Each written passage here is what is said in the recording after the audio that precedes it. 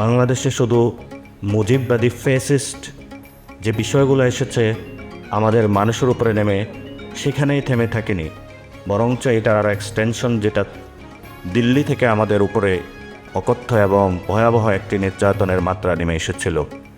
ইদানিং পত্রিকাগুলোতে রিপোর্ট এসেছে, আমার দেশ যখন পাবলিশ হয়েছিল তখন তাদের প্রথম রিপোর্টটি ছিল সেই মুজিববাদী ফ্যাসিস্টের একটি কাল্ট শেখ হাসিনা দিল্লিকে ঢাকা অ্যাটাকের জন্য আবেদন জানিয়েছিল।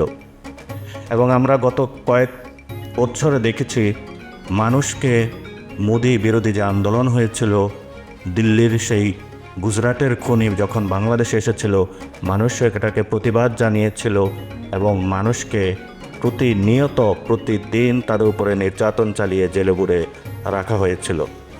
আমরা গত 53 বছরে বাংলাদেশে আয়নাগরের মতন অবস্থা দেখেছি, যেখানে বাংলাদেশের সফরেন্টি ফোর্স আর্মিকে বিকলাঙ্গ করা হয়েছে। পাবলিক রিয়াকশন, দেশ গড়ায় আপনার মতামত।